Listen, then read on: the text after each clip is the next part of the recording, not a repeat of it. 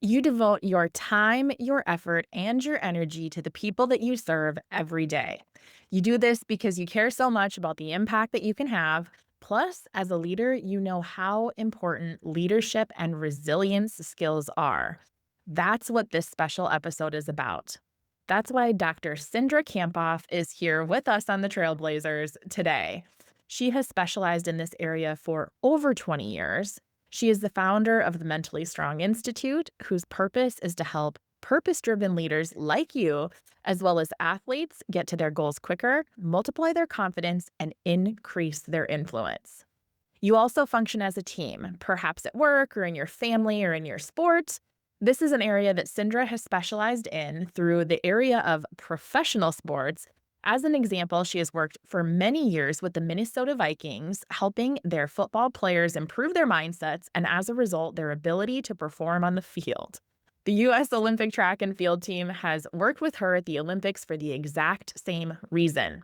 Her best-selling book, Beyond Grit, 10 Powerful Practices to Gain the High Performance Edge, is an Amazon bestseller. Many of the ideas that you'll hear today come from that book.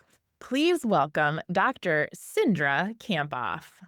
Cindra, I have been just ecstatic for this conversation, and we're going to get right to the meat of things because I heard that you have maybe some study that you've been working on that's not even public knowledge yet that you're willing to talk about here. So let's divulge.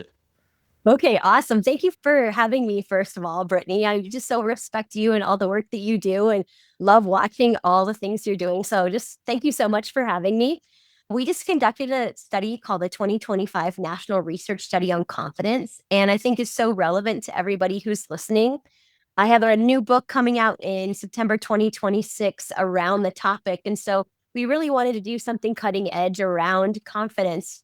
And we found a lot of different markers on confidence, what actually grows confidence, what gets in the way of confidence. But the thing that I think is most relevant for everybody who's listening is we did find that women are on all markers of confidence scored lower than men, which is not surprising to me, especially being a woman and all the other research about confidence out there. But we also found something that really startled me and surprised me. And we found that 1 in 2 of Gen Zers, so Gen Zers defined as the ages of 18 to 29, frequently or often feel like they're not enough.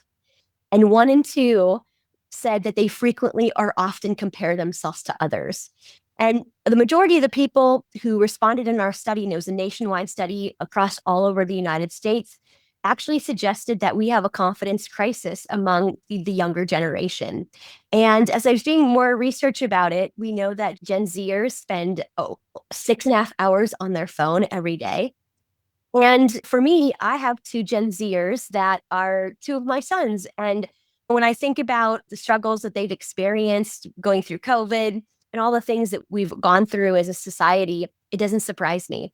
So that's where I want to start with our conversation because we know that confidence is one of the strongest predictors of our performance. It's actually something that we can keep growing. It's a skill. It's also a belief in yourself and it's a feeling.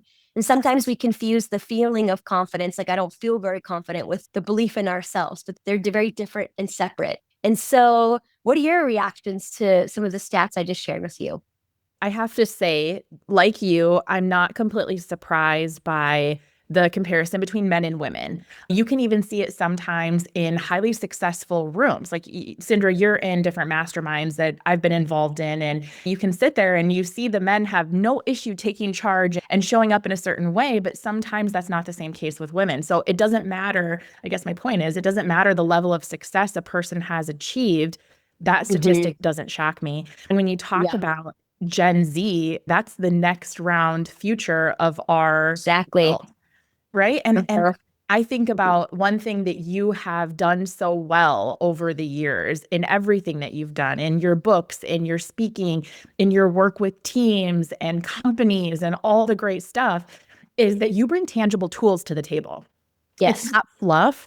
It's not theory. Even this, your book's coming out next year on confidence. And of course, what do you go and do? You go and do a study and you make sure that you have the facts and all the details and the analytics behind it.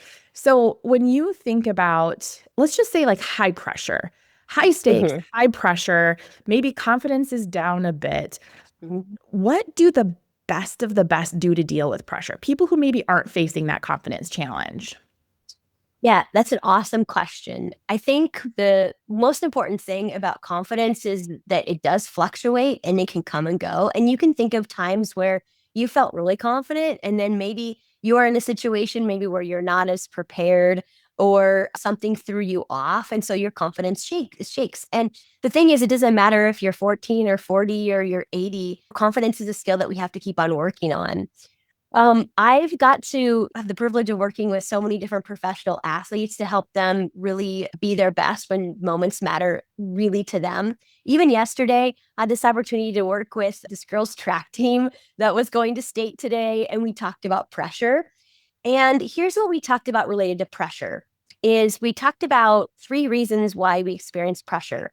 Number one, because the outcome is important to us. Number two, because the outcome is uncertain. Number three is because the outcome, we feel like we're judged by the outcome. So it's uncertain. We feel like we're judged by it, and it's something that we can't control. And the thing about all of those three statements is they have one commonality among all of them, and that is the outcome. So we tend to experience a lot of pressure when we're focused on the future. What if people aren't going to like what I say? What if I speak my mind and raise my hand and I say something dumb? Or what if people don't like what I have to say? There's a new term in psychology called FOPO, and it stands for fear of other people's opinions. So, yeah, so now we had a term for it, right? I think because of social media. So, I have a tool in my book, Beyond Grit, that in the chapter about pressure, and I talk about popping the pressure. And you're right, Brittany, one of I think my purpose in my life is actually to provide really tangible tools that people can use in the moments that matter most to them. And so pop the pressure is an acronym, POP, that stands for first, focus on the process. Focus on the small things that you want to do to crush that speech or crush that interview, show up as yourself. O stands for look for the opportunity right now. And the right now is really important because we know that people experience less pressure when they're focused in the present moment. And that's where your highest performance happens in the moment. And then the other P stands for take some power breaths. And what we know is just like regulating yourself. So many times in moments of stress and pressure, our amygdala gets hijacked and all of our energy goes to the back part of our brain that really controls our emotions. And so bring it back to the prefrontal cortex, the part of your brain that really is the thinking part. And so take some breaths, count with those breaths. I like to use box breathing, which is 4 counts in, holds for 4, out for 4. Just like regulate yourself. So that's what I would say, because we know that high performers use natural tools within themselves to perform at their best. The times matter most to them. And that's what you can do. You have everything inside you that you need. Mm. I think about something as simple as the breathing exercise you talked about. And it's funny because as high achievers, and you know this, and the women listening to this, or men, we have men too that listen, when you're high achieving, it's really hard at times to force yourself to just focus on the moment, not the outcome, because we become attached to the Right. outcome. And so I call it Hmm. anxious and excited about it. So I think that your methodologies are so helpful in helping that high achieving, high driving person just take a step back. The breathing is what I was getting to is with my young kids. I have Right. started them already. If they're worked up or they're upset about something or they're feeling anxious, I'm like, hey, you know what? We're just going to take a couple breaths. We're just going to take a deep breath in. We're going to just relax for a minute. And it's amazing how, like, at a cellular level, I'm not a scientist, I'm not a psychologist, but at a cellular level, how it really changes everything about how you feel and the energy you're putting off. So I love that analogy and I love that example. Again, speaking of tangible tools, Cindra, there's another one, and I think it's your, if I remember right, it's your favorite tool, the learn, burn, return. And we've talked Yes. about this before, but I'd love for you to share with our audience what that means.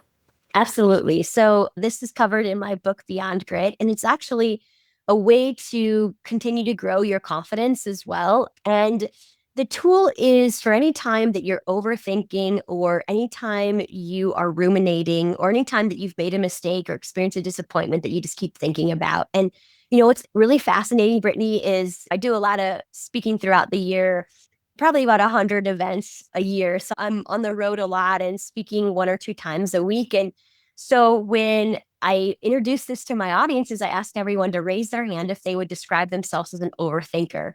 And to be honest, like 80 to 90% of the room raised their hands. And then I say, like, for those of you who didn't raise their hand, you're probably just overthinking if you are an overthinker. Which is so true. That would be me. I'd be like, I don't know. I think I am. I don't know. I don't know. I don't know. And we know from the research that women tend to overthink more than men.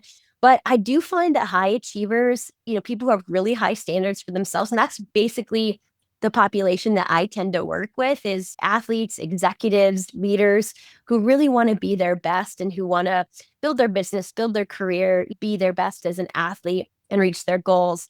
And so this is a tool you can use anytime you're overthinking, anytime you're in your own way. And I have a couple of actions because I think if you get something into your body, you're more likely to remember it. So as people are listening, I'm going to encourage you to put your fingers on your temples like this and say learn, okay? And then we're going to burn with the snap and we're going to return with a power pose. So our hands on our hips. And basically the first step is to learn. Whenever you've experienced a mistake or disappointment, you need it. Just first thing you want to do is just ask yourself, what would I do differently next time? And even notice how I said that, just a little bit lighthearted approach. Like, what would I do differently next time? There's an awesome quote by Zig Ziglar, motivational speaker and author, who said, failure is an event, never a person. And so many times we just like take it so personally, right? Gosh, I was late, or I missed this assignment, or I got really tough feedback. I am a failure. And then burn is we use the same phrase or action every time to let things go. And the reason you want to choose the same phrase or action is because it strengthens a new neural pathway. So you can train yourself to move on quickly. I would describe myself, Brittany, as a recovering overthinker. Okay. Because I used to just endlessly passively. Now I know to use learn, burn, return. And for example, maybe you snap, and my phrase is how fast, that fast, and then I snap. Or maybe you pretend to flush a toilet, or maybe you shake it off like Taylor Swift, literally like shake off your shoulder or brush your shoulder off.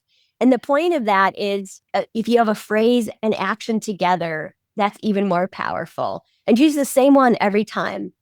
And then return means that you build yourself back up. And most people, they might learn. They definitely don't consistently burn or for sure return.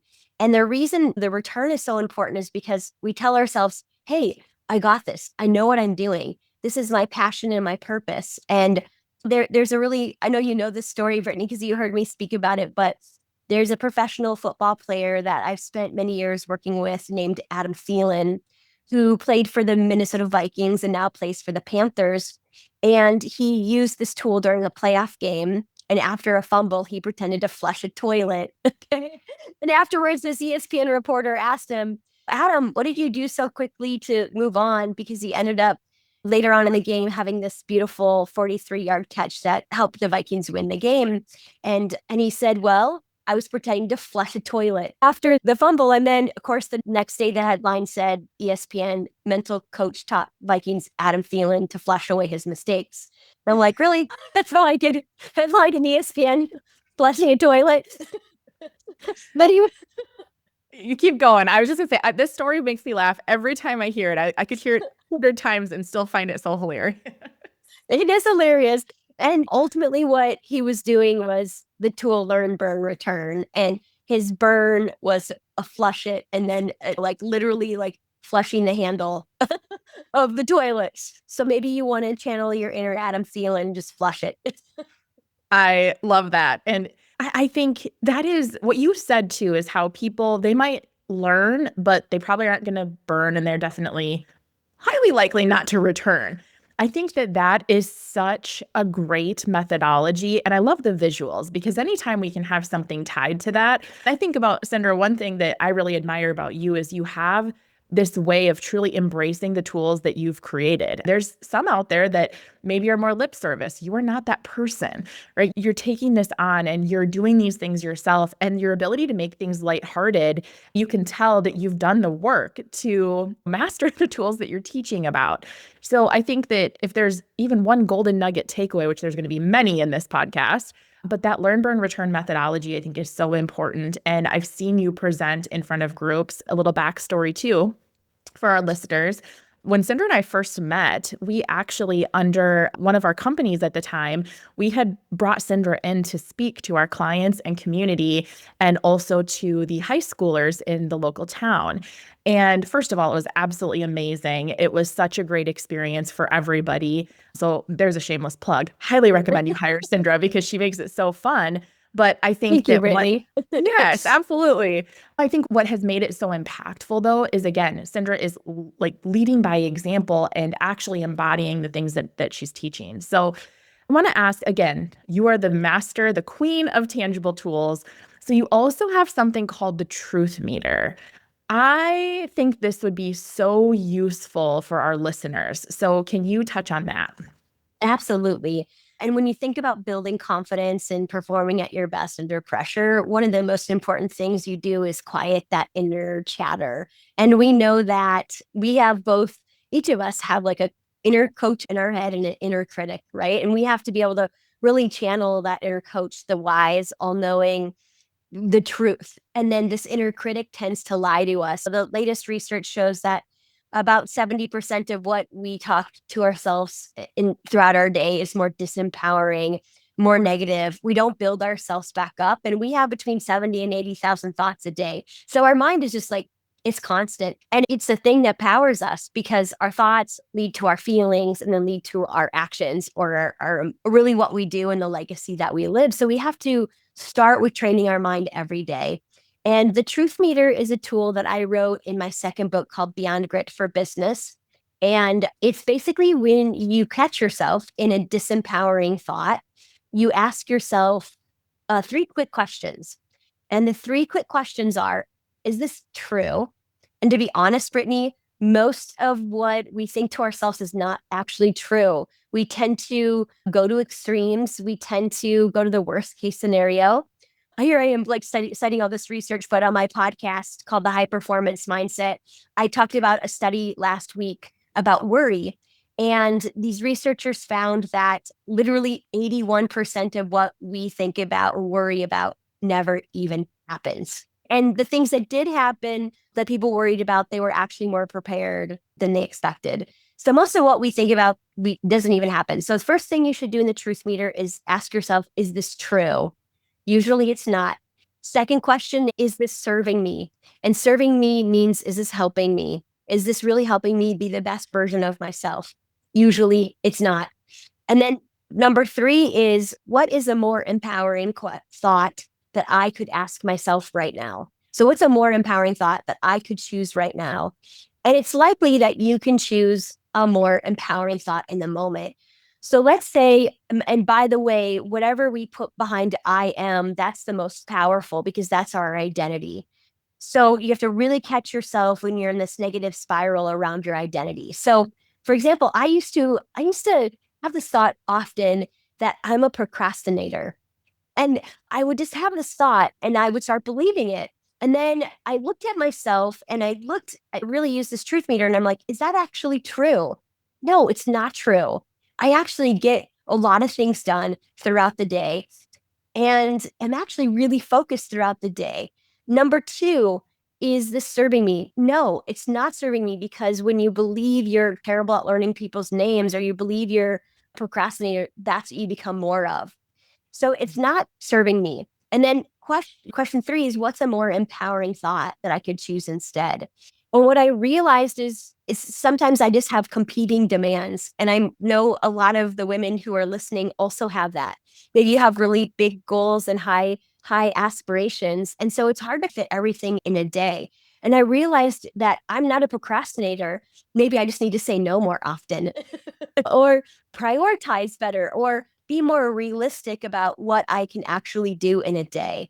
And so my more empowering thought is I will plan my day and be efficient with my day. And I don't have that belief anymore that I'm a procrastinator. And this is so important because a belief repeated over or a thought repeated over time becomes a belief, right? So we have to be really careful, protect that mind because it powers everything about you. You know, first of all, I am going to change my own belief because I have absolutely been telling myself for a long time that I'm a procrastinator. So that is You like are not. I am not. And I'm No. reshaping that. And I actually, as Awesome. you were talking, like, Cinder, we talked about this before, and I've read your book, and there's been conversations that we've had and everything. But I wrote down is this true? Is this serving me? And what is a more empowering thought? So, again, Awesome. another golden nugget takeaway for our listeners. I highly encourage you to write that down. And my intention, or my commitment, I should say, is I'm going to put that on a post-it note right at the top of my screen, because then I Awesome. know that as like during the day as I'm working through things and I catch myself in a thought or a feeling that maybe isn't true, I'm going to go through that Mhm. methodology. So that was awesome, Cindra. I love that. And Awesome. really what this boils down to, I think, is an even higher level of self-compassion. And I know that Yes. your belief is that self-compassion, it's maybe tied to more confidence, to more motivation, to higher performance. So, what are the three parts of self-compassion and how can we practice it? Yeah, I'm so glad you asked that question because it was something I wanted to add after talking about learn, burn, return. And I think both learn, burn, return and the truth meter help you practice self compassion. And a couple of things I would say about it is I love Dr. Kristen Neff's work around self compassion. And I would describe her as the leading researcher on it. It includes three things. Number one, having self kindness. So treating yourself like your best friend would in your mind. Very difficult to do, but something we can practice. Number two, it means the second part is what's called common humanity. And that means that everyone's suffering with something. And sometimes we compare ourselves to others and say, like, they have it all together. There's something that's hard in their life as well. You maybe just don't see it. Number three is we want to take a mindful approach to when we're really being harsh and critical of ourselves. And that just means like noticing that inner dialogue and just noticing it, not judging it, just noticing. And it was funny because a couple months ago, I talked about learn, burn, return in this group of quarterbacks. And my younger son is a quarterback. And so he enrolled in this training over several months called 612 Quarterbacks in Minneapolis. So if you are a quarterback, you check out 612. They're amazing. And so Coach Quinn asked me to come in and do a series of 4 workshops with the quarterbacks. And I was like, yeah, cool. How awesome is that? But Brittany, I was so freaking nervous because like my son was the first time my son was in the audience. There's this like group of 20 high school quarterbacks, and I'm like nervous beforehand, right? And I teach them learn, burn, return. And afterwards, Coach Quinn went up to Blake and said, Blake, what do you think about your mom teaching you learn, burn, return? And Blake goes, Coach Quinn, I've been learn, burn, and return since I came out of the womb. So your son obviously has your personality too. Oh my God, I died. What's so true, Brittany, is like some of us are just have this more easygoing approach that can be I think my younger son is just when he fails or when he feels inadequate or he makes a mistake, he is more natural at learn, burn, and return. And I actually think he came out of the womb like that. And I would describe myself as quite the opposite. One of the reasons I designed Learn, Burn, Return is because the way I struggled. And I was a high level athlete in high school, won the state championship, broke lots of records. Some, believe it or not, they still stand today, many years later. And I had this huge goal of becoming an Olympian. And when I got to college, everyone was just as fast as I was. And I think for the first couple years, that drove me. But then my junior and my senior year, I really just struggled. And I thought that the more I beat myself up, the better I would do. But what ended up happening was I just shredded my confidence. I shredded my motivation, and my performance just continually declined. So I think I am naturally very, very hard and critical of myself. And so I really had to learn to be kinder, to be more compassionate with myself when I feel inadequate or I fail or I'm not measuring up to my standards. And I think sometimes, Brittany, people will say to me, well, does that mean like I lower my goals? No, keep your goals high. Hold yourself to the same standards. Keep reaching for those high goals. But it means when you fumble, literally fumble, or just take a step back, just say, I'm doing the best that I can. I know what I'm doing. I'm going to get this, is going to be, this is coming to me soon. And just soften that inner voice is really key. I think that is, there's so much value in that. And again, it goes back to how we talk to ourselves, how we started. And I would guess, I'm not the one that did the study, but I would guess that inner voice and that inner critic absolutely has a massive influence on our confidence Hmm. and Yes. how we carry ourselves and how we show up. So Yes. I just think that the work that you do is so meaningful. And Yeah. I have to pivot this a little bit because in my mind, I'm sitting here thinking like you have worked with some of the world's top athletes. You've worked with executives that are highly successful. And a lot of this, a lot of the industries, we'll just say, are or tend to be male dominated. So, Yes. because this is a podcast that is geared towards women, what are Yeah. some of the ways that you have maybe handled being a female in a male dominated industry? Does it even affect you at all? Have you noticed any different sort of, not treatment, but just way you have to carry yourself? I'm just curious how that is. That's an awesome question. Yeah. And so, for people who aren't familiar with my background, so I spent 4 years providing mental training to the Minnesota Vikings and then really have developed a niche within football. And what I love about football, Brittany, is like I love the energy of football, I love the passion of football. And I think that I, for a while, tried to quiet my own passion and my own energy. I think that I didn't want to be perceived as like too girly or something like that. I don't know, in these spaces, or ditzy is probably the word. And about 8 or 9 years ago, I was actually at a Tony Robbins event, and someone, a stranger, came up to me and was like, "Your energy is your superpower." And I was like, what? I've been trying to hide my energy because I was trying to be like these male mentors that I had that just were maybe more stiff or monotone. And it was this stranger. I wish I would know. I wish I could go back and say thank you. And after leaving this event, I was like, I am going to use my energy as my superpower. And I think I am incredibly passionate about this work. So, of course, there are times where I'm in a male space where that inner chatter might be like Cindra, especially at the beginning. I think it happens to me less now because I've learned to own my authenticity, own my superpower. And I get in these opportunities this fall. I'm working with 3 different college football teams, and it's going to be so fun. This Friday, I'm headed to South Dakota State football, and it's going to be the first time I speak to that team. And it's cool because it makes me kind of like rise to the occasion. And most of the time, because maybe I am a woman, I blow their socks off. Short little person, like, wow, I didn't even know that that wisdom or those strategies or that knowledge about football could come from her. And so it's usually after that first workshop that people start saying, "Oh, wow, this is could actually be really valuable for me." And I think what I've learned to do is I've learned to show up as myself. And we know that authenticity is a foundational component of performance and of confidence. And I think you could really think to yourself, like, who I am at my best. When I'm really myself, what does that look like and what that feels like? And by showing up as yourself, you give other people permission to show up as themselves. And one of the things that our research study found is that 70% of people struggle with a harsh inner critic and have difficulty letting go.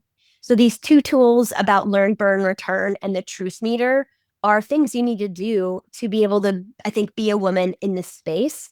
And, what I think is like when you hide who you are, you can't really show up as a high performer. So, one of the most important things that you can do is be you. Don't hide who you are and hide you at your quirks because that's actually what makes you the best and how you can connect with others.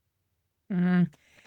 I think the word authenticity, if I was at that Tony Robbins event with you, I would have probably said to the person that, yes, energy is her superpower, but authenticity is right up there with it. For our audience members, if you're just sitting there having a coffee chat or a drink with Cindra or dinner, how she is now is literally how she is all the time. So that energy, that excitement, that it's contagious. And I think that is such a testament to your success and your journey and your trajectory, and leaning into who you are, I think is so powerful. For me, I have been in the wealth planning industry for many, many years. That is predominantly male. I would love to change Exactly. that. Predominantly male. And I could not agree with you more that stepping into spaces and just really leaning into who you are and knowing that the people who are meant to connect with you and the people who you're meant to serve will show up when you start leaning into that fully. We could probably have a whole podcast just of examples of how that has happened and bring on our whole entire listenership and have example after example of when you're authentic, how it attracts. And it's going to repel the people that maybe aren't suited to be in your life, or the projects, or the stuff that we should say no to more as high achievers, as you mentioned earlier. Mhm. All the Yeah. things. Yeah. So, Cindra, before I get into my last couple questions, because I don't want to forget this, you have offered such an incredible gift to our listeners. So, what is that? How can they get it? All that good stuff. Okay, awesome. I'm just really pumped to offer this to everybody. So, my company is called the Mentally Strong Institute, and we work with really high achievers to help them get to their goals quicker, to increase their influence, and to build their confidence. And we have about 15 coaches, and we work with leaders and executives, and we also work with athletes. And so we have a mix of both of those types of coaches. So I'm going to offer everyone who's listening a free mental breakthrough call as a way to support you, as a way to give back, as a way to apply the things that we talked about today. And so you can head over to freementalbreakthroughcall.com, freementalbreakthroughcall.com, and you'll talk to myself or one of my team members. And what we'll do is we'll ask you, okay, where did you hear about us? And we'll help you apply what you've talked about today and help you create a breakthrough. And a breakthrough to me means like a moment of more clarity to help you get to your goals quicker and to build your confidence. So again, check out freementalbreakthroughcall.com. No strings attached, right? Just here to support you and to help you be the best you that you can be. And I would highly recommend anybody listening to take Cindra up on this offer. I know at least some of the coaches, and Yeah, you do. I think they're incredible human beings. And the one thing, Cindra, I think about what you've built and your company and how you serve is it's truly people centered. And it's the human, For right? It's sure. the individual. And there's no blanketing. Yes, there's tools and yes, there's resources, but it's custom to the person. And I think that's what's so special about it. So, one of my last questions, I promise, because I could go on for days with you, but we've talked a lot about confidence. We've talked about being a little bit, let's call it kinder to yourself. Those things have all come up in today's theme, but you still have a practice that you teach and that you promote about choosing courage over comfort. So I would love for you to tie that together and talk about what does that mean, and maybe what are some of the things that people can do to accomplish that. Great question. I had a life changing experience in 2013. I was running the Boston Marathon and was a block away from the Boston Marathon bomb. But I could go into more details about that. But I think simply put, I thought that it was probably going to be the last day of my life. And what came up for me throughout that day was really these questions about, like, why am I here? And what difference do I make? And why do I do what I do? And what I realized at the moment as I was making sense of this day is that I was playing small. And people would say, what do you mean, Cindra, you're playing small? Because I had a PhD, I was a college professor, but I wasn't really living the life that I thought I was intended to live. And I was holding myself back. I wanted to do more of this. I wanted to start my own podcast. I wanted to write a book. I wanted to work for the Minnesota Vikings. I wanted to be a speaker, but like all of that was super duper scary. And after the marathon, I just came back and I was like, this is it. You got one life. And I just tried to do something courageous every day just to build that courage muscle. And there's an amazing quote by Eleanor Roosevelt. And she said, do something every day that's just a little bit scary. And that allows you to live your purpose and allows you to connect to the people that you're meant to connect to. And I think that I've been on that journey for the last 12 years is doing something every day that just pushes myself. And I think that allows you to, again, live your purpose fully. And that might be like raising your hand. That might be writing a blog. That might be posting on social media. That might be applying for a new job. You get to decide what's courageous for you because I realized that people didn't even realize I was really holding myself back, but I knew in my heart. And so in my book, Beyond Grit, I talk about like putting things in a circle that that's in your comfort zone. And what I mean by that is just draw a circle and write 2 or 3 things you knew that are holding you back. And that might be your own self-doubt or your fear or smoking or drinking too much or sleeping in, right? Like all those things are comfort. But in your courage zone are things that you really want. And you can draw a circle and then put 2 or 3 things in that courage zone, things that you really desire for your future, maybe big courageous goals. Maybe it's maybe starting a new habit, exercising more, eating healthy, things that push you. And then I would encourage you to draw a line from your comfort zone to your courage zone. And that line or an arrow really represents like the mental skills. And I think you have to keep training your mind every day. Use learn, burn, return, the truth meter, other tools that you have to keep your mind on purpose. Notice when you're holding yourself back. And I think courage is like a muscle. It helps you start things, it helps you continue things. No one else can practice it for you. You have to practice it for yourself. And the more you use it, the better, the stronger that muscle becomes. That is so good. And there's so much value in that. And I love how you said that the next courageous thing for each person is really individual to them. So Yeah.